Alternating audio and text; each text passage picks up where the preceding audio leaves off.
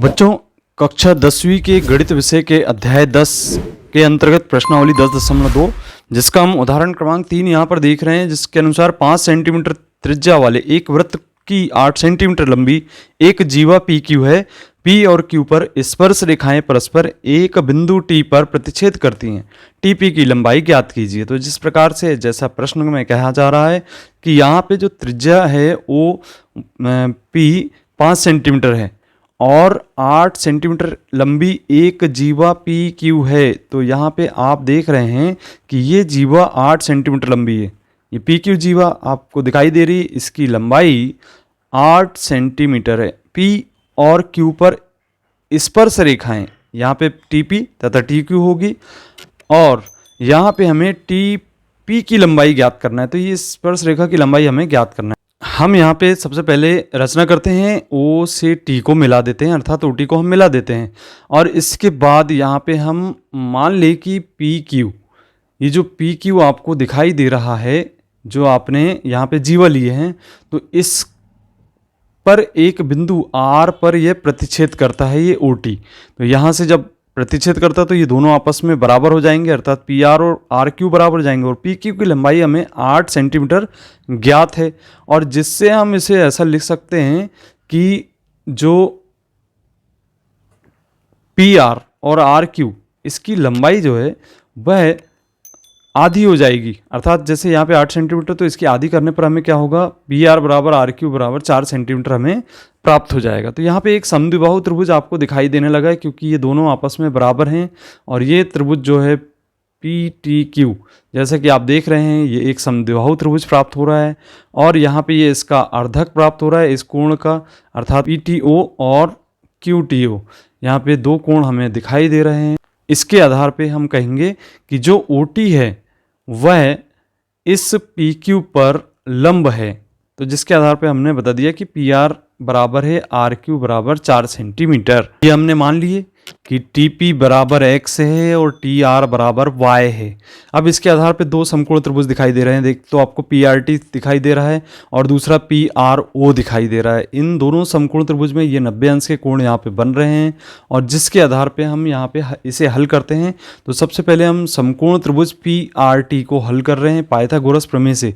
अब चूंकि जैसा कि आप जानते हैं कि जो पाइथागोरस प्रमेय है वो कुछ इस प्रकार से होता है।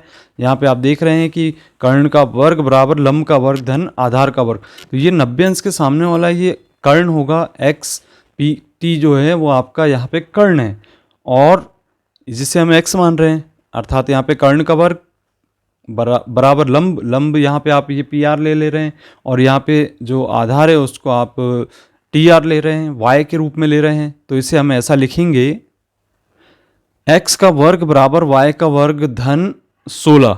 अब यहाँ पे हम सबसे पहले तो ये ध्यान दें कि हमारे पास त्रिभुज समकोण त्रिभुज ओ पी टी, अगर हमने इस समकोण त्रिभुज को ले लिए, ये बड़ा वाला जो समकोण त्रिभुज यहाँ पे ये वाला कोण 90 अंश का दिखाई दे रहा है आपको और जब ये 90 अंश का है तो ये इसके सामने वाली भुजा अर्थात ये वाली भुजा आपकी ओ टी कर्ण होगी और इसके आधार पे यदि हम इसको 4 और इसको 5 लेते हैं तो ऑब्वियसली ये जो समकोण त्रिभुज से यहाँ पे इसका जो आर ओ का मान है या ओ आर का मान है वह 3 सेंटीमीटर निकल कर आएगा।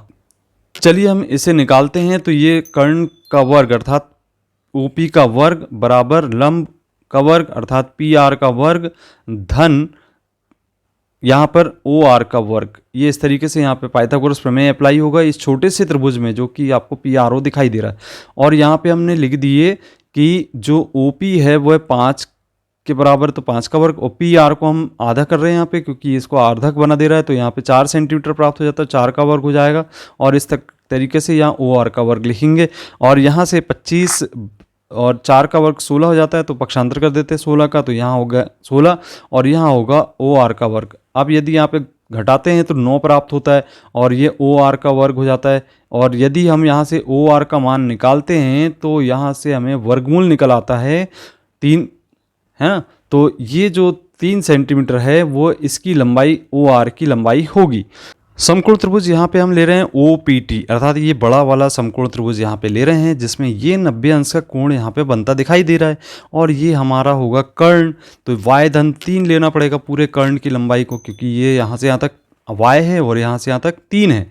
तो इस तरीके से ये TO का मान यहाँ पे आपका y3 होगा। तो यहाँ पे हम पाइथागोरस प्रमेय अप्लाई करें तो ये लंब का वर्ग धन आधार का वर्ग, तो यहाँ पे हम लिखेंगे x का वर्ग धन 5 का वर्ग बराबर y3 अर्थात कर्ण का वर्ग। तो यहाँ पे लिखेंगे y3 का वर्ग। इसमें तो समीकरण नंबर 2 दे दिए, 1 नंबर आपका ये हो गया और यहाँ से हम समीकरण 1 को 2 में से घटा देते हैं। तो समीकरण 1 आप देख रहे हैं यहाँ पे x का वर्ग का मान है, चाहे तो आप समीकरण 1 से x का वर्ग का मान यहाँ रख देते हैं।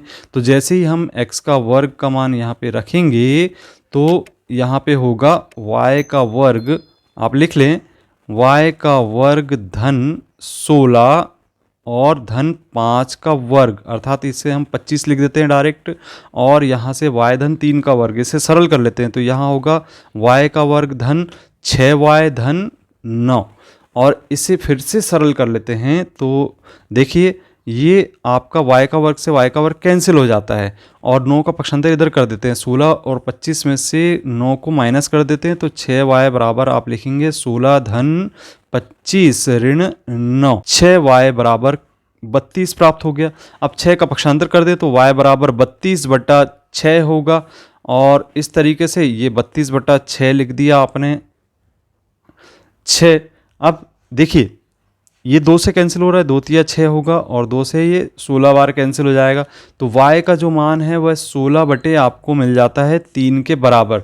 अब चूंकि आपको x का मान ज्ञात करना है तो आप समीकरण 1 का उपयोग कर सकते हैं, जैसा कि हम समीकरण 1 ऊपर देख रहे हैं कि x का वर्ग बराबर y का वर्ग धन 16 है।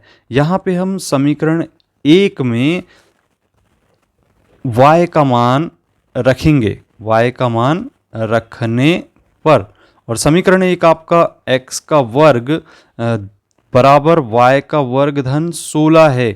यहाँ पे आप y का मान रखिए 16/3, तो यहाँ से होगा x का वर्ग बराबर 16/3 का वर्ग धन 16।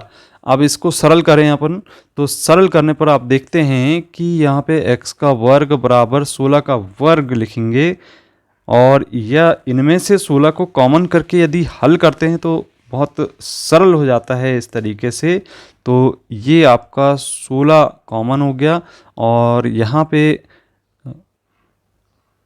अगर 9 को भी कॉमन ले लेते हैं, 3 को कॉमन लेते हैं, 3 का वर्ग को, तो 3 का वर्ग अर्थात 9 कॉमन हो जाएगा और यहाँ से 16 बचेगा और धन यहाँ से 16 कॉमन लिए थे आपने तो यहाँ पे केवल 9 बचेगा, क्योंकि 9 को भी आपने यहाँ से कॉमन लिए हैं। अब यहाँ पे 16 और 9 25 हमें प्राप्त हो जाता है और देखते हैं हम कि इसे हम लिखेंगे 16 गुणित 25/9 के बराबर। अब इसे आप सरल कर लें या गुणा कर दें आप 16 और 25 का। तो जैसे ही हम 16 और 25 का गुणा करते हैं तो हम देखते हैं कि यहाँ पे आता है 400 के बराबर और बटे हम लिखते हैं 9। अब चूंकि 400 का वर्गमूल आप ज्ञात कर सकते हैं, x का मान यहाँ पे ज्ञात करेंगे, वर्गमूल लगाएंगे, यहाँ पे 400/9 होगा।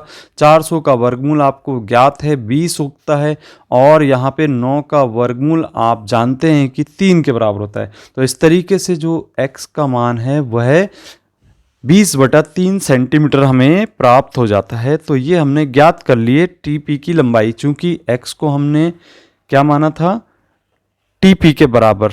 ये आपको हम चित्र दिखा रहे हैं, यहाँ आपने TP को x के बराबर माना था, तो जो TP है वह TP बराबर 20/3 सेंटीमीटर के बराबर होगा। तो इस तरीके से हमने इस प्रश्न को सरल कर लिया है। और आपको यदि वीडियो पसंद आता है तो आप इस वीडियो को लाइक कीजिए, अपने मित्रों को शेयर कीजिए और यदि आपने अभी तक चैनल को सब्सक्राइब नहीं किया तो सब्सक्राइब कीजिए। मिलते हैं अगली वीडियो में, धन्यवाद।